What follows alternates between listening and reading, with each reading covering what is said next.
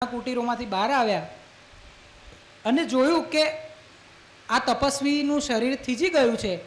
જો એને કોઈ સ્ત્રીના શરીરની ગરમી આપવામાં આવે તો જ એનું શરીર આ બરફમાંથી ઓગળી શકે એવું છે. માટે કોઈ સ્ત્રીએ એના શરીરની ગરમી આ તપસ્વીને આપવી. આટલું સાંભળતા જ એક ઋષિકન્યા, એ પોતે પણ તપસ્વીની હતી, એણે તત્પરતા દેખાડી અને પેલા તપસ્વીનું જીવ બચાવવા માટે એણે પોતાના શરીરની ગરમી એ તપસ્વીને આપી. આંખ ખુલીને યુવાન સ્ત્રીને, આંખ ખુલીને યુવાન સ્ત્રીને સામે ઉભેલી દીઠી. સાનમાં સઘળું સમજી ગયો એ, સાનમાં સઘળું સમજી ગયો એ, ક્રોધે દેખા દીધી. કર્યો મને ભ્રષ્ટ, બીજા જન્મે વેશ્યા સ્પષ્ટ. કર્યો મને ભ્રષ્ટ. હે અબુદ્ધ સ્ત્રી, તે મને ભ્રષ્ટ કર્યો. હું જામી ગયો તો મને મરી જવા દેવો હતો, પણ તે મારી તપશ્ચર્યા ભંગ કરી. તને આ મારા શરીરમાં મોહ ઉપજ્યો, એટલી તું વિષય સ્ત્રી છું. જા, આવતા જન્મે વેશ્યા થજે.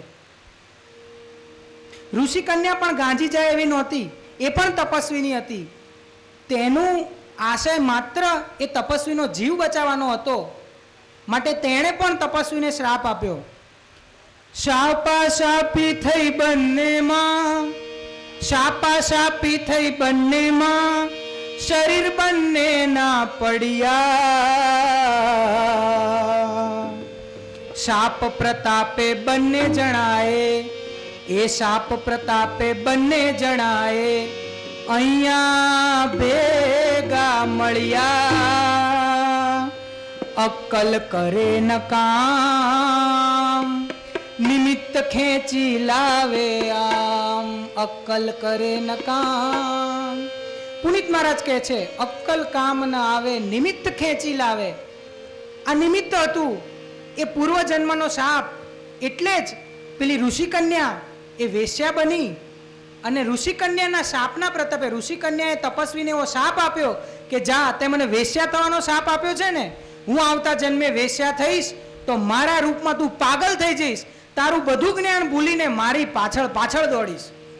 એ શાપના પ્રતાપે અજામિલ આ જન્મે એ વેશ્યાનો પ્રેમી બન્યો છે. મુનિકન્યા અને અજામિલ પૂર્વના શાપથી અહીંયા ભેગા થયા છે. શૌનકાદી મુનિઓ પાછા દલીલ કરે છે કે એમાં ઋષિકન્યાનો બિચારીનો શું વાંક, એને કેમ વેશ્યા બનવું પડ્યું. ત્યારે સુજી કહે છે કે તે ઘણી ઋષિ પત્નીઓ હાજર હતી, ઘણી ઋષિ બાળાઓ પણ હાજર હતી, એમાં આણે જ કેમ તત્પરતા બતાવી. સ્ત્રી માટે એવું શાસ્ત્રોમાં લખવામાં આવ્યું છે કે પર પુરુષનો સ્પર્શ પણ ન કરવો.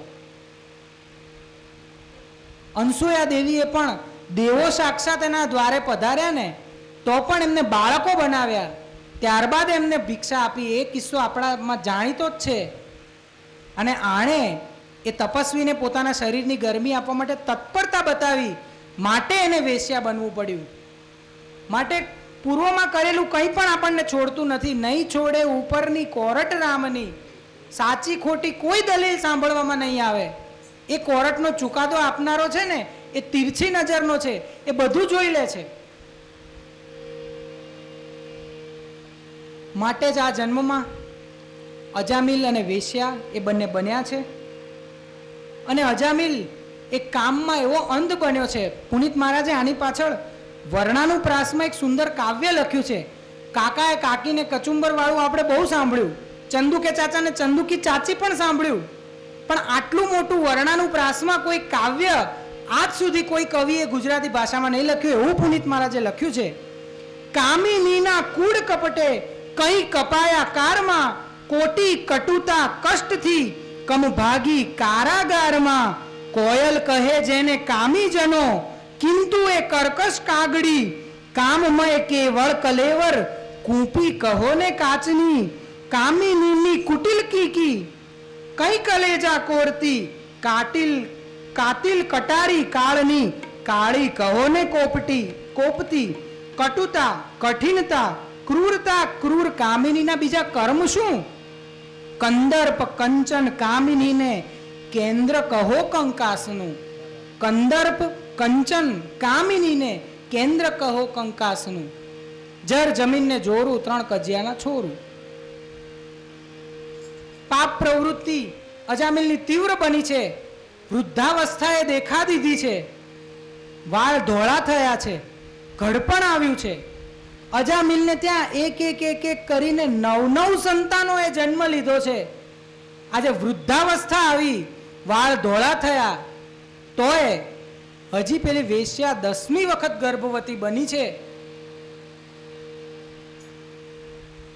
અજામિલ થયો છે ઘરડો, અજામિલ થયો છે ઘરડો, એનો ચહેરો બન્યો બહુ કરડો, એનો ચહેરો બન્યો બહુ કરડો, અજામિલ બન્યો છે ઘરડો, બન્યો છે ઘરડો. કાળા ધોળા કઈ કઈ કીધા, કાળા ધોળા કઈ કઈ કીધા, પાપે લીધો છે ભરડો, એને પાપે લીધો છે ભરડો, અજામિલ થયો છે ઘરડો.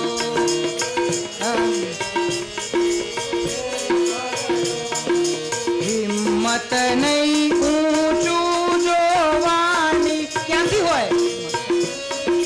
હિંમત નહીં ઊંચું જોવાની, બારખમે નહીં એ બરડો, એનો બારખમે નહીં એ બરડો, અજામિલ થયો છે ઘરડો, અજામિલ થયો છે ઘરડો. દમની પાછળ ક્ષય દેખાયો, દમની પાછળ ક્ષય દેખાયો, નીચો વિનાખે છે મરડો, નીચો વિનાખે છે મરડો, અજામિલ થયો છે ઘરડો, અજામિલ થયો છે ઘરડો. આટલું આટલું થયું છતાંય યાદ ન આવ્યા કૃષ્ણ કૃપાળુ, યાદ ન આવ્યા કૃષ્ણ કૃપાળુ, મેજ ઉપર છે ખરડો, મેજ ઉપર છે ખરડો, અજામિલ થયો છે ઘરડો, અજામિલ થયો છે ઘરડો. ઘડપણ આવ્યું છે, આટલા રોગોએ ઘર કર્યું છે, છતાં એને ભગવાન યાદ આવતા નથી. એક બે નહીં ને 9 સંતાનો, એક બે નહીં ને 9 સંતાનો, ઘરની માહી ઘૂમે, પાપે ઘેરાયેલો જીવડો, એવો પાપે ઘેરાયેલો જીવડો, મુખડા સૌના ચૂમે, પાપે બહુ પ્રવૃત્ત, મૂકે નહીં એ મમત, પાપે બહુ પ્રવૃત્ત. પાપની પ્રવૃત્તિ એટલી બધી વધી છે, 9 સંતાનો થયા, ઘડપણ આવ્યું, છતાં અજામિલની આસક્તિ પેલી વેશ્યામાંથી જતી નથી. હજી એવું જ ભોગ વિલાસી જીવન જીવે છે, જંગલમાં જાય છે, પશુઓને મારે છે. એક કસાઈ ખાનું જ જોઈ લો એનું ઘર, મદિરા પાન કરે છે, જુગાર રમે છે. ના કરવાના જાણે બધા જ કામો અજામિલે કરવાના શરૂ કરી દીધા છે. એક દિવસની વાત છે, અજામિલ જંગલમાં ગયો હતો. નિર્દોષ પક્ષીઓને મારી પાપનો થેલો ભર્યો હતો. એ જ વખતે નગરમાં એક સંત મંડળી પધારી. એક જ વાત હતી. સંત પાસે શું વાત હોય? બોલો ગોવિંદ માધવ ગિરધારી.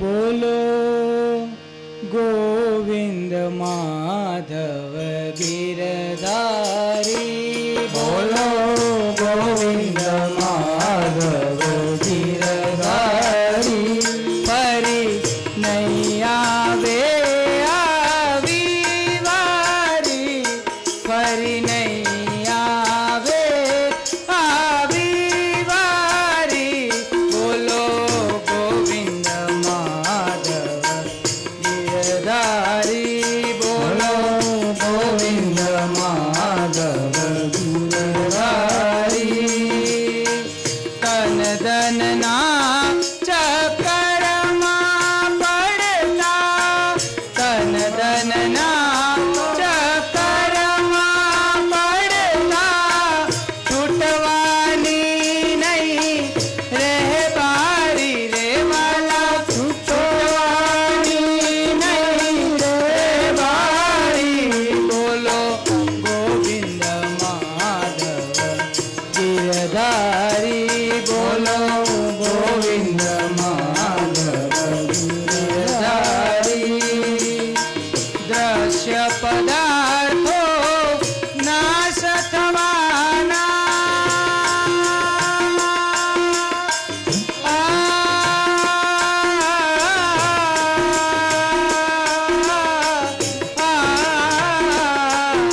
દ્રશ્ય પદાર્થો નાશ થવાના છોડી દો ખોટી યારી રે વાલા છોડી દો ખોટી યારી રે બોલો ગોવિંદ માધવ ગિરધારી બોલો ગોવિંદ માધવ ગિરધારી શ્વાસો શ્વાસની કિંમત આંકો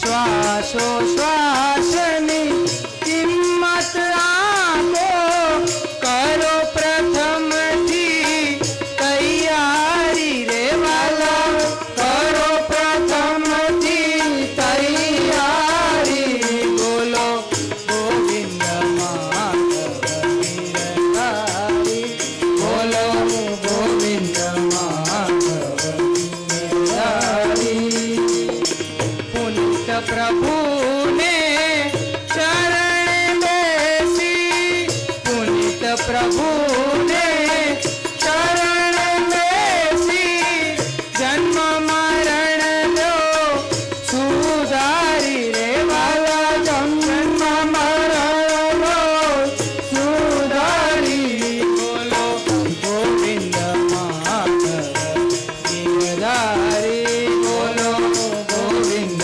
માધવ બોલો ગોવિંદ માધવ બોલો ગોવિંદ માધવ ગિરધારી કપાળમાં તિલક છે કંઠમાં તુલસીની માળા છે ભગવા વસ્ત્રો છે એવા સંતો કીર્તન કરતા કરતા ગામમાં પધારે છે અને ચોરે બેસેલા લોકોને પૂછે છે આ ગામમાં કોઈ ભગતનું ઘર છે ચોરે બેસેલી 1400 સંતને અવળે માર્ગે ચડાવે છે કહે છે અમારા ગામમાં એક મહાન ભગવત ભક્ત રહે છે જાતે તો બ્રાહ્મણ છે બધા એને અજામિલ કહીને બોલાવે છે પરબડી પાસેના પેલા પીપળા પાસે એમનું ઘર છે આખા ગામમાં માત્ર એ એક જ ખમતી ધડ છે ચોરે બેસેલા અવળી બુદ્ધિના દુષ્ટ માણસો સંતોને ખોટું સરનામું આપે છે કહે છે અજામિલને ઘેર જાઓ એ જ સૌથી મોટો ભગવત ભક્ત છે અમારા ગામમાં એના ત્યાં જઈને ધામા નાખો બધો પ્રબંધ થઈ જશે તમારો બધો જ પ્રબંધ અજામિલના ઘેર થઈ જશે ભક્તોનું નામ સાંભળીને સંતો એ દિશામાં ગતિ કરે છે પુનિત મહારાજે દુર્જન લોકોનું પણ વર્ણન કર્યું છે બોલો દુર્જન લોકોના ભજન લખે એવો કોઈ સંત આજ સુધી થયો નથી દુરીજન દુખડા દેશે એમાં આનંદ લેશે દુરીજન દુખડા દેશે એમાં આનંદ લેશે પરનું બગાડે છતાં નવ જંપે પરનું બગાડે છતાં નવ જંપે કાળું ગોરું કંઈક કહેશે એ તો કાળું ગોરું કંઈક કહેશે એમાં આનંદ લેશે દુરીજન